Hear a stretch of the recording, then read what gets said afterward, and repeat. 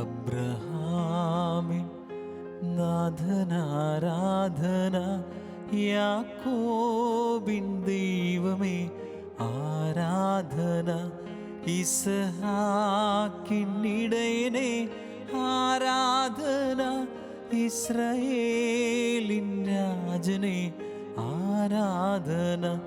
അബ്രഹാമിൻ നാഥനാരാധന, യാക്കോബിൻ ദൈവമേ ആരാധന, ഇസ്ഹാക്കിൻ ഇടയനേ ആരാധന, ഇസ്രായേലിൻ രാജനേ ആരാധന.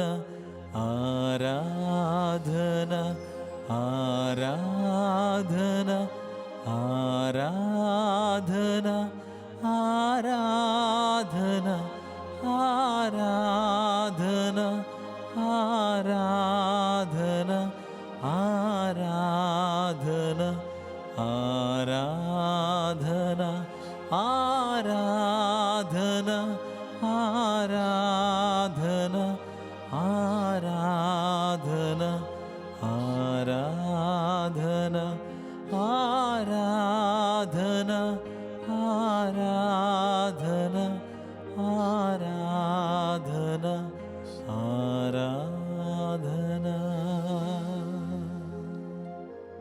നമ്മളായിരിക്കുന്ന സ്ഥലങ്ങളിൽ ആയിരുന്നു കൊണ്ട് സാധിക്കുമെങ്കിൽ നമ്മുടെ തല അല്പം കുനിച്ച് ഈശോയുടെ മഹിമയുടെ മുമ്പിൽ എളിമപ്പെട്ടുകൊണ്ട് ഈശോയുടെ സാന്നിധ്യം ഏറ്റുപറഞ്ഞുകൊണ്ട് ഹൃദയത്തിൽ നമുക്ക് ഏതാനും തവണ ഏറ്റുപറയാം. ഈശോയെ സ്തുതി, ഈശോയെ ആരാധന, യേശുവെ ആരാധന, യേശുവെ മഹത്വം. എൻ്റെ രക്ഷകനായ ദൈവമേ, എൻ്റെ രക്ഷകനായ ദൈവമേ, എൻ്റെ പ്രാർത്ഥന കേൾക്കുന്ന ദൈവമേ, എന്നെ രക്ഷിക്കുന്ന ദൈവമേ, ഞാൻ അങ്ങയെ സ്തുതിക്കുന്നു, ആരാധിക്കുന്നു, മഹത്വപ്പെടുത്തുന്നു, നന്ദി പറയുന്നു. കർത്താവെ, അങ്ങയെ സ്തുതിക്കുകയും ആരാധിക്കുകയും മഹത്വപ്പെടുത്തുകയും ചെയ്യുന്ന എൻ്റെ പ്രാർത്ഥന ഇന്ന് അവിടുത്തെ കാതുകളിൽ എത്തട്ടെ. ആ പ്രാർത്ഥനയിൽ അവിടുന്ന് പ്രസാദിക്കണമേ. ആ പ്രാർത്ഥന കേട്ട് എന്നെയും ലോകത്തെയും അവിടെ നിന്ന് അനുഗ്രഹിക്കണമേ എന്ന് ഞാൻ പ്രാർത്ഥിക്കുന്നു. കർത്താവ്, അതിനായി എൻ്റെ ഹൃദയത്തിൽ അവിടുത്തെ ആത്മാവിലൂടെ ശക്തമായ പ്രാർത്ഥനകൾ നിക്ഷേപിക്കണമേ. എൻ്റെ വിശ്വാസത്തെ അവിടുന്ന് ഉണർത്തണമേ. അബ്രാഹത്തിന്റെ വിശ്വാസത്തെ ഉണർത്തിയല്ലോ, ഇസ്ഹാക്കിന്റെ വിശ്വാസത്തെ ഉണർത്തിയല്ലോ, യാക്കോബിന്റെ വിശ്വാസത്തെ ഉണർത്തിയല്ലോ. അതുപോലെ കർത്താവേ, എൻ്റെ വിശ്വാസത്തെയും ഒന്ന് ഉണർത്തണമേ, എന്നെയും നയിക്കണമേ എന്ന് പ്രാർത്ഥിക്കുന്നു. കർത്താവേ, സ്തോത്രം. യേശുവേ ആരാധന, യേശുവേ ആരാധന. പരിശുദ്ധ മാതാവിന്റെയും സകല വിശുദ്ധരുടെയും മധ്യസ്ഥത നമുക്ക് അപേക്ഷിക്കാം. ഞങ്ങൾക്ക് വേണ്ടി പ്രാർത്ഥിക്കണമേ എന്ന് അവരോട് നമുക്ക് അപേക്ഷിക്കാം. ഞങ്ങളുടെ പ്രാർത്ഥനകൾ ദൈവസന്നിധിയിൽ നിങ്ങളുടെ പ്രാർത്ഥനകളോട് ചേർന്ന് സമർപ്പിക്കണമേ. അങ്ങനെ ഞങ്ങൾക്ക് ഇന്ന് അനുഗ്രഹങ്ങൾ കിട്ടട്ടെ എന്ന് വിശുദ്ധരുടെ മധ്യസ്ഥതയിൽ നമുക്ക് പ്രാർത്ഥിക്കാം. ഇന്നത്തെ ദിവസം സകല ദുഷ്ടാരൂപികളിൽ നിന്നും, പ്രകൃതി ദുരന്തങ്ങളിൽ നിന്നും, രോഗപീഠകളിൽ നിന്നും, മനസ്സിനെ ഭാരപ്പെടുത്തുന്ന സർവ്വതിൽ നിന്നും കർത്താവേ, ഞങ്ങൾക്ക് സംരക്ഷണം തരണമേ എന്ന് നമുക്ക് പ്രാർത്ഥിക്കാം. പ്രിയപ്പെട്ടവരെ, ഇന്ന് നമ്മൾ ധ്യാനിക്കുന്ന വേദപുസ്തക ഭാഗം സങ്കീർത്തനത്തിൽ നിന്നാണ്. 84-ാമത്തെ സങ്കീർത്തനം 5, 6, 7 വചനങ്ങളാണ് നമ്മളിപ്പോൾ വായിച്ച് കേൾക്കുക. 84-ാം സങ്കീർത്തനം 5, 6, 7 വചനങ്ങൾ ഞാൻ വായിക്കുകയാണ്. അങ്ങയിൽ ശക്തി കണ്ടെത്തിയവർ ഭാഗ്യവാന്മാർ.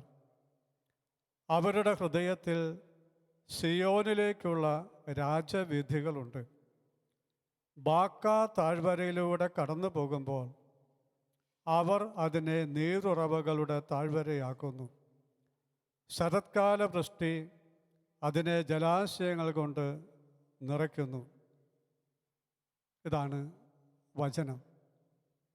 ഈ വചനഭാഗത്ത് നമുക്കധികം കേട്ട് പരിചയമില്ലാത്ത ഒരു വാക്കുണ്ട്, ബാക്ക താഴ്വര.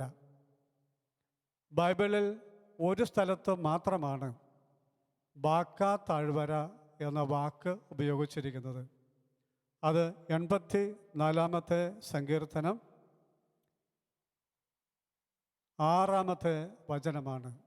ബാക്ക താഴ്വരയിലൂടെ കടന്നു പോകുമ്പോൾ അവർ അതിനെ നീരുറവകളുടെ താഴ്വരയാക്കുന്നു. ശരത്കാല വൃഷ്ടി അതിനെ ജലാശയങ്ങൾ കൊണ്ട് നിറയ്ക്കുന്നു. ഈ ബാക്ക താഴ്വരയ്ക്ക് വേറെ 2 പേരുകൾ കൂടിയുണ്ട്. റഫായീം താഴ്വരയെന്നും അതറിയപ്പെടും, ആഘോറിൻ്റെ താഴ്വരയെന്നും അത് അറിയപ്പെടും. എന്താണ് ഈ ബാക്ക താഴ്വര? ജെറൂസലേമിലേക്ക് ആളുകൾ മരുഭൂമിയിലൂടെ യാത്ര ചെയ്യുമ്പോൾ അവർ കടന്നു പോകുന്ന ഒരു സ്ഥലത്തിൻ്റെ പേരാണ് ഈ ബാക്ക താഴ്വര. ബാക്ക താഴ്വരയുടെ പ്രത്യേകത ഇതാണ്, അത് മരുഭൂമിയുടെ ഒരു ഭാഗമാണ്. പക്ഷേ അകലെ നിന്ന് നോക്കുമ്പോൾ അതൊരു മരുപ്പച്ചയായിട്ട് തോന്നും. അവിടെ വെള്ളമുണ്ടെന്നും ചെടികളുണ്ടെന്നും ജീവനുണ്ടെന്നും ഒക്കെ തോന്നും. മരുഭൂമിയിലൂടെ നടന്ന് മടുക്കുന്ന മനുഷ്യൻ, ദാഹിച്ചു വലയുന്ന മനുഷ്യൻ ഈ ബാക്ക താഴ്വര അകലെ നിന്ന് കാണുമ്പോൾ വളരെ താല്പര്യത്തോടെ അങ്ങോട്ട് നടക്കും. അവിടെ ചെന്നാൽ വെള്ളം ഉണ്ടല്ലോ, തണലുണ്ടല്ലോ, ഭക്ഷണമുണ്ടല്ലോ, വിശ്രമിക്കാമല്ലോ, ജീവിതത്തിലൊരു ആയാസം വരുമല്ലോ എന്ന് വിചാരിച്ച് അവർ ഈ ബാക്ക താഴ്വര കണ്ട് അകലേക്ക് അങ്ങോട്ടേക്ക് പോകും. പക്ഷേ ഈ ബാക്ക താഴ്വരയിൽ എത്തുമ്പോഴാണ് അവർക്ക് ഒരു അബദ്ധം മനസ്സിലാകുക. എന്താണ് അബദ്ധം? ബാക്ക താഴ്വര ഒരു മരുപ്പച്ചയല്ല. അവിടെ വെള്ളമില്ല, അവിടെ ചെടികളില്ല, അവിടെ തണലില്ല, അവരുദ്ദേശിച്ച് ഒന്നും അവിടെ ഇല്ല. അത് വെറും മരുഭൂമിയുടെ തുടർച്ച മാത്രമാണ്. അപ്പോൾ അവർ നിരാശപ്പെട്ട് വീണ്ടും തിരിച്ചു വരും. എന്തിനു വേണ്ടി പോയോ അത് കിട്ടാതെ അവർ തിരിച്ചു വന്ന് വീണ്ടും ജെറൂസലേമിലേക്ക് മരുഭൂമിയിലൂടെ യാത്ര തുടരും. ഇതാണ് ഈ ബാക്ക താഴ്വരയുടെ പ്രത്യേകത. എന്തൊക്കെയോ ഉണ്ടെന്ന് തോന്നും, ചെല്ലുമ്പോൾ ഒന്നും ഉണ്ടാവില്ല. കബളിപ്പിക്കപ്പെട്ട, അങ്ങനെ നിരാശ പിടിക്കുന്ന ഒരവസ്ഥ. ഇതാണ് ബാക്ക താഴ്വരയുടെ പ്രത്യേകത. എന്നാൽ ഇവിടെ ബൈബിൾ പറയുന്ന ഒരു കാര്യമുണ്ട്. ഈ ബാക്ക താഴ്വരയിലേക്ക് ഇങ്ങനെ നടന്നു ചെല്ലുന്ന മനുഷ്യർ ദൈവം കൂടെയുള്ളവരാണെങ്കിൽ, ദൈവത്തെ കൂടെ നിർത്തിയവരാണെങ്കിൽ, അവർ ഈ ബാക്ക താഴ്വരയിൽ നടന്നു ചെല്ലുമ്പോൾ അവിടെ ഏറ്റവും ചുരുങ്ങിയത് 2 അത്ഭുതങ്ങളിൽ സംഭവിക്കും. ഒന്നാമത്തെ അത്ഭുതം ഇതാണ്, അവിടെ നീരുറവകൾ ഉണ്ടാവും. അതുവരെ ഇല്ലാതിരുന്ന പുതിയ നീരുറവകൾ ആ മരുഭൂമിയിൽ അവിടെ പൊട്ടിപ്പുറപ്പെടും. 2, അവിടെ ജലാശയങ്ങൾ രൂപപ്പെടും. മരുഭൂമിയിൽ ജലാശയം രൂപപ്പെട്ടാൽ സ്വാഭാവികമായിട്ടും പതുക്കെ അവിടെ ചെടികളൊക്കെ വളരാൻ തുടങ്ങും, ജീവജാലങ്ങളുണ്ടാകും, ലൈഫ് അഥവാ ജീവിതം അവിടെ ഉണ്ടാകും. അല്ലാതെ ഒരു നീരറവ് പൊട്ടിപ്പുറപ്പെട്ട് അതങ്ങ് ഒഴുകിപ്പോയി, അല്ലെങ്കിൽ ആ ഉറവ പറ്റിപ്പോയാൽ വീണ്ടും ആ നീരുറവ പറ്റുമ്പോൾ അത് മരുഭൂമിയായിട്ട് കിടക്കും. ആ നീരുറവ പൊട്ടിപ്പുറപ്പെട്ടത് വറ്റിപ്പോകാതെ തുടർച്ചയായിട്ട് ഒഴുകിക്കൊണ്ടിരുന്നാൽ കുറച്ച് സമയം കഴിയുമ്പോൾ അഥവാ ദിവസങ്ങൾ കൊണ്ട് അവിടെ ഒരു ജലതടാകം അഥവാ ഒരു ജലാശയം രൂപപ്പെടും. ജലാശയം രൂപപ്പെട്ട് കഴിഞ്ഞാൽ അതിനെ ചുറ്റിപ്പറ്റിയ ജീവനുണ്ടാകും. ചെടികളും മരങ്ങളും മൃഗങ്ങളും മനുഷ്യരും ഒക്കെ അവിടെ ഉണ്ടാവും, അവിടെ ജീവിതമുണ്ടാവും. അപ്പോൾ ആര് ചെല്ലുമ്പോഴാണ് ഈ ബാക്ക താഴ്വരയിൽ ഈ മരുഭൂമിയിൽ ജലാശയം നീരുറവയും ഉണ്ടാകുന്നത്? അതാണ് നമ്മൾ ശ്രദ്ധിക്കേണ്ടത്. അങ്ങയിൽ ശക്തി കണ്ടെത്തിയവർ, ദൈവത്തിൽ ശക്തി കണ്ടെത്തിയവർ ബാക്കാ താഴ്വരയിൽ എത്തുമ്പോഴാണ് അവിടെ നീരുറവയുണ്ടാകുന്നത്, അവിടെ ജലാശയങ്ങളുണ്ടാകുന്നത്, അവിടെ ചെടികളുണ്ടാകുന്നത്, അവിടെ ഫലപുഷ്ടി ഉണ്ടാകുന്നത്, അവിടെ ജീവിതം ആരംഭിക്കുന്നത്. ആര് ചെല്ലുമ്പോൾ ഒന്നുകൂടി ഓർക്കണം, ദൈവത്തിൽ ശക്തി കണ്ടെത്തിയവർ, അഥവാ ദൈവത്തെ കൂടെ നിർത്തിയവർ, അഥവാ ദൈവത്തോട് കൂടി ജീവിക്കുന്നവർ, അവർ ഈ ബാക്കാ താഴ്വരയിൽ കടന്നു ചെല്ലുമ്പോൾ മറ്റു മനുഷ്യരെ പോലെ നിരാശപ്പെട്ട് തിരിച്ചു പോരേണ്ടി വരില്ല. അവർക്ക് വേണ്ടി അവരുടെ ദൈവം അവിടെ നീരുറവകൾ പുറപ്പെടുവിക്കും. അവർക്ക് വേണ്ടി അവരുടെ ദൈവം അവിടെ ജലാശയങ്ങൾ രൂപപ്പെടുത്തും. അവർക്ക് വേണ്ടി അവിടെ ദൈവം ചെടികൾ മുളപ്പിക്കും. അവർക്ക് വേണ്ടി ദൈവം അവിടെ ജീവിക്കാനുള്ള സാഹചര്യം ഉണ്ടാക്കും. ഇതാണ് ദൈവത്തിൽ ശക്തി കണ്ടെത്തിയവരുടെ പ്രത്യേകത. അവർ ചെല്ലുന്നതൊക്കെ എത്ര പ്രതികൂല സാഹചര്യമാണെങ്കിലും, എത്ര മരുഭൂമിയാണെങ്കിലും, ഒന്നുമില്ലാത്തതാണെങ്കിലും, അവരുടെ കൂടെയുള്ള ദൈവം ആ പ്രതിസന്ധിയിൽ അവർക്ക് വേണ്ടി അത്ഭുതങ്ങൾ ചെയ്യും. അവരുടെ ദൈവം അവർക്ക് വേണ്ടി അത്ഭുതങ്ങൾ ചെയ്യും. പ്രിയപ്പെട്ടവരെ, ഈ ബാക്കാ താഴ്വരയിലൂടെ എത്തിപ്പെട്ട് അബദ്ധം പറ്റുന്ന, നിരാശപ്പെടുന്ന അവസ്ഥ ഈ ഇസ്രായേലിൽ മാത്രം നടക്കുന്ന ഒരു കാര്യമല്ല. നമ്മളെല്ലാവരുടെയും ജീവിതത്തിൽ നടക്കുന്ന ഒരു കാര്യം തന്നെയാണ്. നമ്മളൊക്കെ ജീവിതത്തിൻ്റെ ഓരോ കാലഘട്ടത്തിലും ഓരോ പ്രായത്തിലും വിചാരിക്കും, ഇന്നത് കിട്ടിയാൽ രക്ഷപ്പെട്ടു, ഇന്ന സ്ഥലത്ത് എന്നാൽ രക്ഷപ്പെട്ടു, ഇന്ന കാര്യം നടന്നാൽ രക്ഷപ്പെട്ടു എന്ന് നമ്മളൊക്കെ വിചാരിച്ചിട്ടില്ലേ? ഉദാഹരണം, ഞാനൊക്കെ സെമിനാരിൽ പഠിക്കുമ്പോൾ വിചാരിച്ചോട്ടെ എങ്ങനെയും ഒന്ന് പട്ടം കിട്ടിയാൽ രക്ഷപ്പെട്ടു. അല്ലെ എമ്മയ്ക്ക് അല്ല കോളേജിൽ പഠിച്ചുകൊണ്ടിരിക്കുമ്പോൾ വിചാരിച്ചു എങ്ങനെയും ഒന്ന് പരീക്ഷ പാസ്സായാൽ രക്ഷപ്പെട്ടു. കല്യാണം നടക്കാത്ത വിചാരിക്കും ഒന്ന് കല്യാണം കഴിഞ്ഞ് കിട്ടിയാൽ രക്ഷപ്പെട്ടു. കല്യാണം കഴിഞ്ഞാൽ വിചാരിക്കുക ഒരു കൊച്ചുണ്ടായി കഴിഞ്ഞാൽ രക്ഷപ്പെട്ടു. വേറെ വിചാരിക്കും ഒരു ജോലി കിട്ടിയാൽ രക്ഷപ്പെട്ടു. വേറെ വിചാരിക്കും വിദേശത്തെയാൽ രക്ഷപ്പെട്ടു. വേറെ വിചാരിക്കും ഒരു വീട് ഉണ്ടാക്കി കിട്ടിയാൽ രക്ഷപ്പെട്ടു. വേറെ വിചാരിക്കും ഒരു വണ്ടി വാങ്ങിക്കഴിഞ്ഞാൽ രക്ഷപ്പെട്ടു. വേറെ വിചാരിക്കും ഒരു നല്ല മൊബൈൽ ഫോൺ കിട്ടിയാൽ രക്ഷപ്പെട്ടു. ഞാൻ ഓർക്കുക, പണ്ട് ഒരാൾ ഒരു ധ്യാനത്തിൻ്റെ ഇടയ്ക്ക് കുറേ പ്രാർത്ഥനാ നിയോഗം ആവശ്യമുള്ളൊരു പ്രാർത്ഥനാ നിയോഗങ്ങൾ എഴുതി തരാൻ പറഞ്ഞു. കുറേ പേര് പ്രാർത്ഥനാ നിയോഗങ്ങൾ എഴുതിയിട്ടു. അതിൻ്റെ അകത്ത് ഒരാൾ എഴുതിയിട്ട് പ്രാർത്ഥനാ നിയോഗം ഒറ്റ നിയോഗം ആ വ്യക്തി എഴുതിയിട്ടിട്ടുള്ളൂ, എനിക്ക് ടച്ച് ഫോൺ ഉപയോഗിക്കാനുള്ള ഒരു ദൈവാനുഗ്രഹം കിട്ടാൻ എനിക്ക് വേണ്ടി പ്രാർത്ഥിക്കണം. ഇതാണ് ആ ആളുടെ ഏക നിയോഗം. എനിക്ക് ടച്ച് ഫോൺ ഉപയോഗിക്കാനുള്ള ദൈവാനുഗ്രഹം കിട്ടാൻ വേണ്ടി പ്രാർത്ഥിക്കണം. ഒരുപക്ഷെ ഒരു പ്രായം ചെന്ന ആളായിരിക്കാമെന്ന് ഊഹിക്കാം. ടച്ച് ഫോൺ കൈ കാണും, അല്ലെ വാങ്ങാനുള്ള സാമ്പത്തികം കാണും, അല്ല ആരെങ്കിലും മക്കളോ ആരെങ്കിലും കൊടുത്ത ഫോൺ കയ്യിൽ ഉണ്ടാകാം, പക്ഷെ അത് ഉപയോഗിക്കാൻ അറിയത്തില്ല. അതിൻ്റെ സങ്കടം അത് മാത്രമേ ജീവിതത്തിൽ ഒരു പ്രശ്നമായിട്ട് തോന്നുള്ളൂ. അത് മാറ്റി കിട്ടാൻ പ്രാർത്ഥിക്കും. ഞാൻ ആളെ കളിയാക്കാൻ പറഞ്ഞല്ല, ആളെ സംബന്ധിച്ച് അതാണ് ഏറ്റവും വലിയൊരു ലക്ഷ്യം. അതും കൂടെ ആയാൽ എല്ലാം ആയി. പക്ഷെ ഇങ്ങനെ ഈ ബാക്കാ താഴ്വരയിൽ എത്തുമ്പോൾ, അല്ലെ ബാക്കാ താഴ്വരയിൽ എത്തിയാൽ പല പ്രശ്നങ്ങളും തീരുമെന്ന് ആളുകൾ വിചാരിക്കുന്നു. പക്ഷേ ആ ആഗ്രഹിച്ചത് കിട്ടിക്കഴിയുമ്പോൾ പിന്നെയും പലപ്പോഴും നിരാശപ്പെടുക. കല്യാണം കഴിഞ്ഞ് എത്രയോ പേരുന്ന് ദുഃഖിതരാം. ഒരു കല്യാണം കഴിച്ചു കിട്ടിയാൽ മതി ജീവിതം രക്ഷപ്പെട്ടെന്ന് വിചാരിച്ച് എത്രയോ പേരുന്ന് ദുഃഖിതരാം. അതിൽ തന്നെ എത്ര പേര് വിവാഹമോചനം നേടിയിരിക്കുന്നു, എത്ര പേര് ഡൈവോഴ്സ് പെറ്റീഷൻ കൊടുത്തിരിക്കുന്നു, എത്ര പേര് വിവാഹമോചനം ആഗ്രഹിക്കുന്നു, എത്ര പേര് മോചനമൊന്നും പോയില്ല രണ്ടായി പിരിഞ്ഞ് താമസിക്കുന്നു. ഒരു ജോലി കിട്ടിയാൽ രക്ഷപ്പെടുന്ന വിചാരിച്ച് എത്രയോ പേര് ജോലി കിട്ടിയിട്ടും കൈ കാശ് വന്നിട്ടും അസ്വസ്ഥരാണ്. ഒരു വീട് വെച്ചാൽ എല്ലാം തീരുമെന്ന് വിചാരിച്ച എത്രയോ പേര് നല്ല വീടുണ്ടായിട്ടും അസ്വസ്ഥരാണ്. ഒരു കൊച്ചുണ്ടായ എല്ലാ പ്രശ്നവും തീരും സമാധാനം എന്ന് വിചാരിച്ച് എത്രയോ പേര് മക്കളുണ്ടായിട്ടും അസ്വസ്ഥരാണ്. അല്ലെ ഒരു വണ്ടി കെട്ടി അത് കെട്ടി വിദേശത്ത് പോയി ആഗ്രഹിച്ചത് നേടി, പക്ഷെ അപ്പോഴും ഒരു സ്വസ്ഥതയാകുന്നില്ല. വീണ്ടും മറ്റൊരു ബാക്കാ താഴ്വരയ്ക്ക് വേണ്ടി അവർ വിഷമിക്കുക.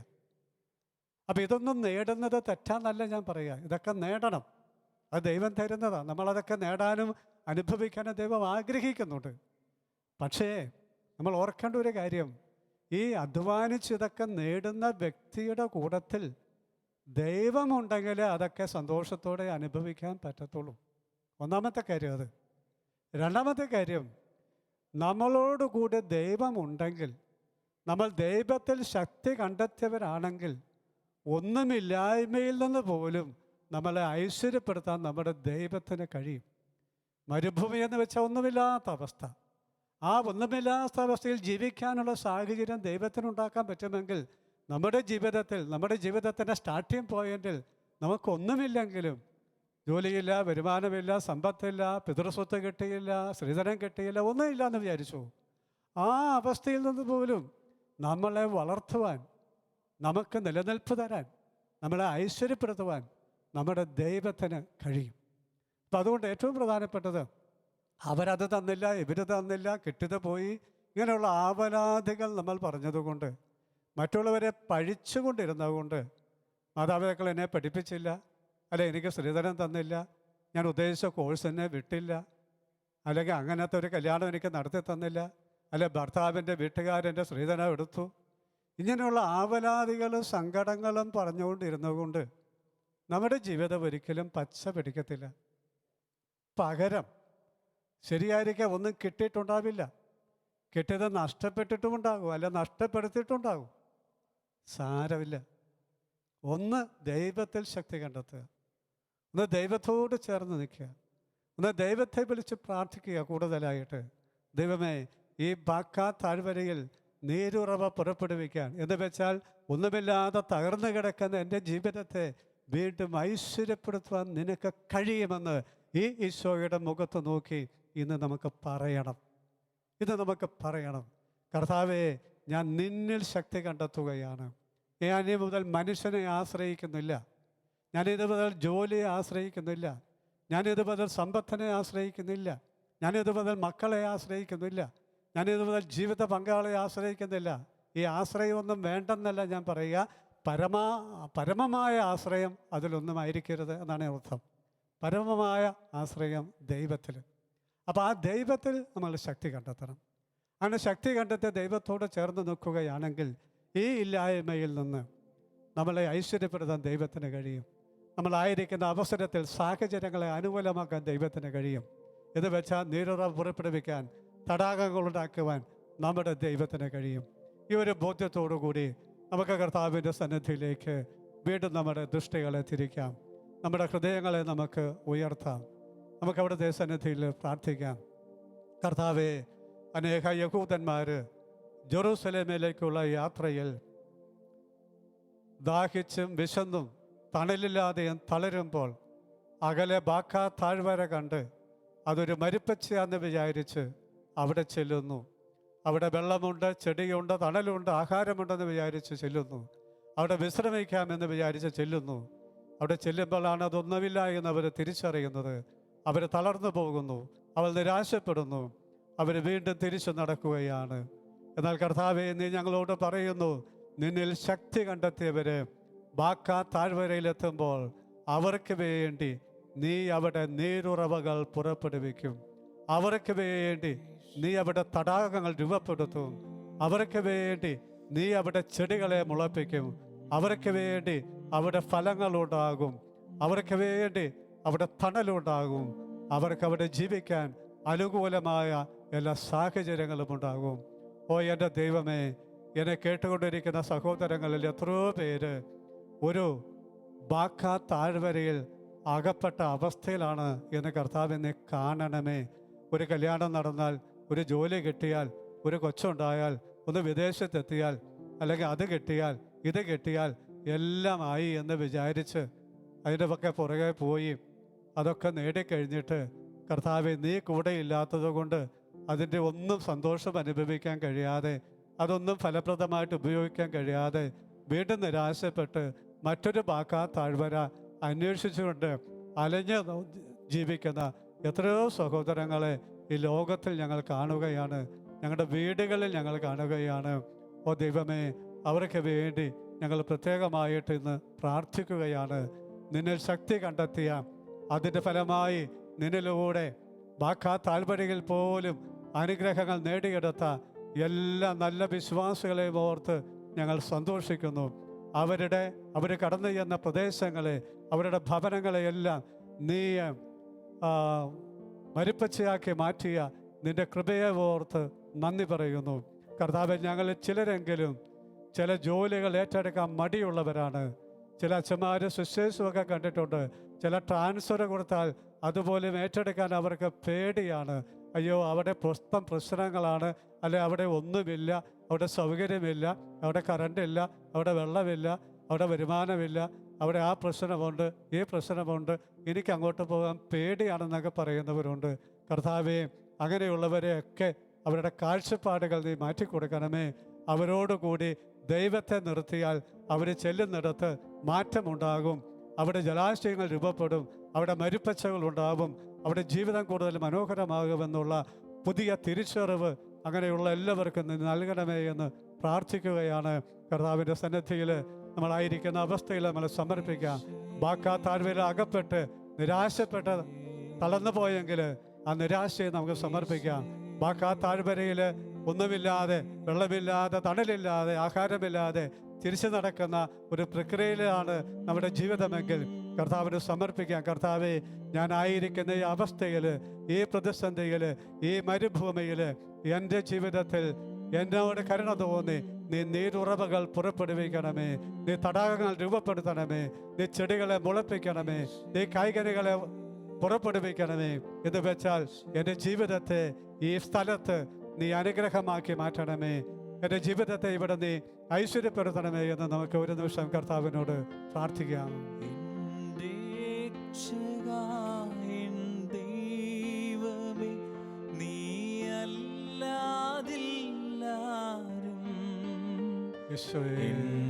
യേശു മാത്രം മദീനിക്കേതു നേരത്തും എൻ്റെ രക്ഷകൻ ദൈവമേ നീയല്ലാതില്ലാരും എന്നേശു മാത്രം മതി എനിക്കേതു നേരത്തും. പ്രിയപ്പെട്ടവരെ, കർത്താവ് നമുക്ക് തന്ന ഒരു നന്മയെ നമ്മൾ കാണാതിരിക്കേണ്ട, അവഗണിക്കേണ്ട, തള്ളി പറയേണ്ട. നമ്മുടെ ആയുസ്സിനെ, ആരോഗ്യത്തെ, ജീവിത പങ്കാളിയെ, മക്കളെ, മാതാപിതാക്കളെ, സഹോദരങ്ങളെ, ഭവനത്തെ, വസ്തുവകകളെ, ജോലിയെ, വാഹനത്തെ എല്ലാം നമുക്ക് ആദരവോടെ കാണാം. ഇതെല്ലാം നമുക്ക് വിലപ്പെട്ടതാണ്. ഇതെല്ലാം നമ്മുടെ ജീവിതത്തെ മനോഹരമാക്കുന്നുണ്ട്. എന്നാലും നമ്മുടെ പരമമായ ആശ്രയം അതിലൊന്നുമാകരുത്. അതിൽ പരമമായ ആശ്രയം വെച്ചാൽ, പ്രത്യാശ വെച്ചാൽ നമ്മളെല്ലാവരും ബാക്കാ താഴ്വരയിലെത്തിയ ദൈവം കൂടെയില്ലാത്ത, ദൈവത്തിൽ ശക്തി കണ്ടാത്ത മനുഷ്യരെ പോലെ നിരാശരാകും. ആ മരുഭൂമിയിൽ തളർന്നു വീഴും. വെള്ളമില്ലാതെ, ആഹാരമില്ലാതെ, തണലില്ലാതെ ഇവിടെ നമ്മൾ വിഷമിക്കും. ഇവിടെ ദൈവം തന്ന എല്ലാത്തിനെയും ആദരവോടെ കണ്ടുകൊണ്ട് അതിനെ ഉപയോഗിച്ചുകൊണ്ട് നമുക്കൊരു കാര്യത്തിന് വേണ്ടി പ്രാർത്ഥിക്കാം. എന്നാൽ കർത്താവേ, ഇതിനേക്കാളെല്ലാം വിലപ്പെട്ടത്, ഇതിനേക്കാളെല്ലാം ആശ്രയിക്കാമെന്നത് നീ തന്നെയാണ്. നിൻ്റെ കൃപയാണ്, നിൻ്റെ കാരുണ്യമാണ്, നിൻ്റെ ശക്തിയാണ്, നിൻ്റെ അനുഗ്രഹമാണ്. നമ്മുടെ കർത്താവേ, നിന്നിൽ കുറെ കൂടി ശക്തി കണ്ടെത്തുവാൻ, നിന്നിൽ കുറെ കൂടി വിശ്വസിക്കുവാൻ, നിന്നിൽ കുറെ കൂടെ പ്രത്യാശ വയ്ക്കുവാൻ എനിക്കൊരു പുതിയ അഭിഷേകം തരണമേ എന്ന് പ്രാർത്ഥിക്കാം. എൻ്റെ കണ്ണുകളെ കുറെ കൂടി ഉന്നതത്തിലേക്ക് ഉയർത്തുവാൻ, നിൻ്റെ മുഖത്തേക്ക് ഉയർത്തുവാൻ, നിൻ്റെ മുഖത്തേക്ക് നോക്കുവാൻ, നിന്നെ വിളിച്ച് പ്രാർത്ഥിക്കുവാൻ എനിക്കൊരു അഭിഷേകം തരണമേ എന്ന് പ്രാർത്ഥിക്കാം. നീ എൻ്റെ കൂടെ വരണമേ എന്ന് പ്രാർത്ഥിക്കാം. ബാക്കാ താഴ്വരയിലേക്ക് കടന്നു എന്ന നിന്നിൽ ശക്തി കണ്ടെത്തിയവരോടുകൂടി നീ ഉണ്ടായിരുന്നത് പോലെ കർത്താവെ, ഞാൻ കടന്നു ചെല്ലുന്ന ഭവനത്തിൽ, ഞാൻ ജോലി ചെയ്യുന്ന സ്ഥാപനത്തിൽ, ഞാൻ ജീവിക്കുന്ന എൻ്റെ വീട്ടിൽ, എൻ്റെ സ്ഥാപനത്തിൽ എന്നോടുകൂടി നിൻ്റെ കാരുണ്യം, നിൻ്റെ കൃപ, നിൻ്റെ ആശീർവാദമുണ്ടാകട്ടെ എന്ന് നമുക്ക് പ്രാർത്ഥിക്കാം. നമ്മുടെ സ്ഥാപനങ്ങളെ, നമ്മുടെ ഭവനങ്ങളെ, നമ്മൾ ജോലി ചെയ്യുന്ന രാജ്യത്തെ ഒക്കെ നമുക്ക് സമർപ്പിക്കാം. ജീവിത പങ്കാളിയെ സമർപ്പിക്കാം. മക്കളെ, മാതാപിതാക്കളെ സമർപ്പിക്കാം. കർത്താവെ, അതിനെല്ലാം നീ വിശുദ്ധീകരിക്കണമേ. എൻ്റെ സാന്നിധ്യത്തിലൂടെ വിശുദ്ധീകരിക്കണമേ. എൻ്റെ സാന്നിധ്യത്തിലൂടെ അവരെയും ദൈവത്തിൻ്റെ മക്കളാക്കി മാറ്റണമേ. അവർക്കും കൂടുതലൊരു അഭിഷേകം നൽകണമേ. നിന്നിൽ അവരും കൂടുതൽ ശക്തി കണ്ടെത്താൻ ഇടയാക്കണമേ എന്ന് നമുക്ക് പ്രാർത്ഥിക്കാം. എൻ്റെ രക്ഷകൻ ദൈവമേ നീയല്ലാതില്ലാരും ഹല്ലേലൂയ, ഹല്ലേലൂയ. യേശു മാത്രം ഹല്ലേലൂയ, മതി. ഹല്ലേലൂയ, എനിക്കേതു നേരത്തും എൻ്റെ രക്ഷകായ എൻ ദൈവമേ, ഹല്ലേലൂയ. നീയല്ലാതില്ലാരും എന്നേശു മാത്രം മതി. എനിക്കേതു നേരത്തും. പ്രിയപ്പെട്ടവരെ, സാധിക്കുമെങ്കിൽ കണ്ണുകൾ അടച്ച് രണ്ട് കൈകളും മുമ്പിലൊന്ന് തുറന്നു പിടിക്കാമോ? എന്നിട്ട് ഈശോയോട് നമുക്കൊന്ന് പ്രാർത്ഥിക്കാം. കർത്താവേ, പന്തക്കുസ്ത ഹോളിൽ അപ്പസ്തോലന്മാരിലേക്ക് അദൃശ്യമായി ഇറങ്ങി വന്ന് അവരെ ഒരു നിമിഷം കൊണ്ട് രൂപാന്തരപ്പെടുത്തിയ, ശക്തിപ്പെടുത്തിയ നിന്റെ പരിശുദ്ധാത്മാവ് ഇപ്പോൾ എന്നിലേക്കും ഇറങ്ങി വരണമേ. എന്നിലും ആ പരിശുദ്ധാത്മാവിനെ നിറയ്ക്കണമേ. നിന്നിൽ ഞാനും ശക്തി കണ്ടെത്തേ. നിന്റെ കൃപയാൽ ഞാനും നിറയട്ടെ.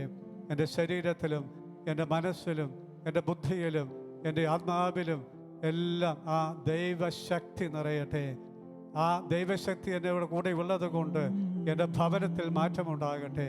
എൻ്റെ ജീവിത പങ്കാളിയിൽ മാറ്റമുണ്ടാകട്ടെ. മക്കളിൽ മാറ്റമുണ്ടാകട്ടെ. മാതാപിതാക്കളിൽ മാറ്റമുണ്ടാകട്ടെ. സാമ്പത്തിക മേഖലകളിൽ മാറ്റമുണ്ടാകട്ടെ. എൻ്റെ ജോലിസ്ഥലത്ത് മാറ്റമുണ്ടാകട്ടെ. എൻ്റെ പറമ്പയിലും കൃഷിയിടത്തിലും മാറ്റമുണ്ടാകട്ടെ. എല്ലാം എനിക്ക് കൂടുതൽ അനുകൂലമായി തീരട്ടെ. പുതിയ നീരുറവകൾ രൂപപ്പെടുന്ന, ജലാശയങ്ങൾ രൂപപ്പെടുന്ന അനുഭവം എനിക്കുണ്ടാകട്ടെ എന്ന് പ്രാർത്ഥിച്ചുകൊണ്ട് നമുക്ക് കർത്താവിൻ്റെ ആശീർവാദം സ്വീകരിക്കാം. അതിനു വേണ്ടി തലകുനിക്കാം.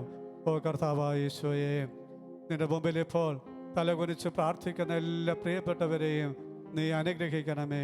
നിന്റെ കൃപ കൊണ്ട്, നിന്റെ സൗഖ്യം കൊണ്ട്, നിന്റെ ആത്മാവ് കൊണ്ട് അവരെ നിറയ്ക്കണമേ. അവരായിരിക്കുന്ന സ്ഥലത്ത്, അവർ പോകുന്ന സ്ഥലങ്ങളിലെല്ലാം നീ അവരോടൊപ്പം യാത്ര ചെയ്യണമേ. അവരോട് കൂടെയുള്ള നിന്റെ സാന്നിധ്യം അവർ ചെയ്യുന്ന എല്ലാ മേഖലകളിലും അവരെ സംരക്ഷിക്കുകയും അവരെ ഐശ്വര്യപ്പെടുത്തുകയും ചെയ്യട്ടെ എന്ന് പ്രാർത്ഥിക്കുന്നു. അവരുടെ അധ്വാനങ്ങൾക്ക് ഫലമുണ്ടാകട്ടെ. നീരുറവകൾ രൂപപ്പെടട്ടെ. തടാകങ്ങൾ രൂപപ്പെടട്ടെ. മരുഭൂമികൾ മരുപ്പച്ചകളായി രൂപാന്തരപ്പെടട്ടെ. എല്ലാ ഭവനങ്ങളും, എല്ലാ സ്ഥാപനങ്ങളും, എല്ലാ കുടുംബങ്ങളും ദൈവകൃപയും ഐശ്വര്യവും കൊണ്ട് നിറയട്ടെ എന്ന് ഞങ്ങൾ പ്രാർത്ഥിക്കുന്നു. കർത്താവേ സ്തോത്രം, യേശുവേ നന്ദി, യേശുവേ മഹത്വം, യേശുവേ ആരാധന. തലകുനിച്ച് ഈശോയുടെ ആശീർവാദം നമുക്ക് സ്വീകരിക്കാം.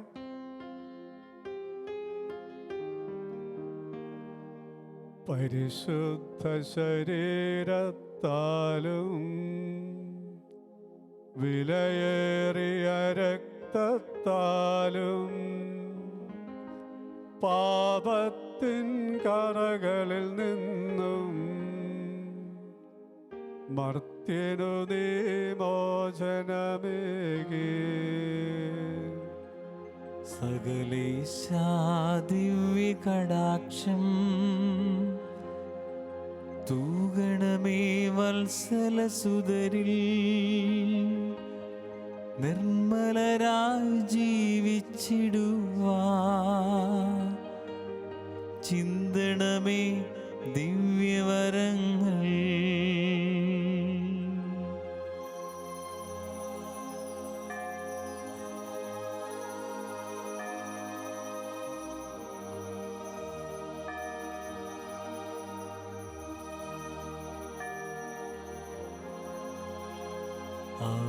ആരാധന ആരാധന ആരാധന ആരാധന ആരാധന ആരാധന ആരാധന ആരാധന ആരാധന ആരാധന ആരാധന ആരാധന. പരിശുദ്ധ പരമദിവ്യകാരുണ്യത്തിന് എന്നേരവും ആരാധനയും സ്തുതിയും പുകഴ്ചയും ഉണ്ടായിരിക്കട്ടെ. പരിശുദ്ധ പരമദിവ്യകാരുണ്യത്തിന് നേരവും ആരാധനയും സ്തുതിയും പുകഴ്ചയും ഉണ്ടായിരിക്കട്ടെ. പരിശുദ്ധ പരമദിവ്യകാരുണ്യത്തിന് നേരവും ആരാധനയും സ്തുതിയും പുകഴ്ചയും ഉണ്ടായിരിക്കട്ടെ. പ്രിയപ്പെട്ടവരെ, ഇന്ന് കർത്താവ് നിങ്ങളോട് കൂടി ഉണ്ടായിരിക്കട്ടെ. നിങ്ങൾ ചെന്നുള്ള സ്ഥലങ്ങളിലെല്ലാം യേശുവിൻ്റെ നാമത്തിൽ അത്ഭുതങ്ങളും അടയാളങ്ങളും സംഭവിക്കട്ടെ. നിങ്ങളുടെ അധ്വാനങ്ങളിൽ നിന്ന് ഫലമണയട്ടെ. നിങ്ങളുടെ ഭവനങ്ങളിൽ നിന്ന് ദൈവ സാന്നിധ്യം ഉണ്ടാകട്ടെ എന്ന് പ്രാർത്ഥിക്കുന്നു. ഈശോ മിശിഹായ്ക്ക് സ്തുതിയായിരിക്കട്ടെ.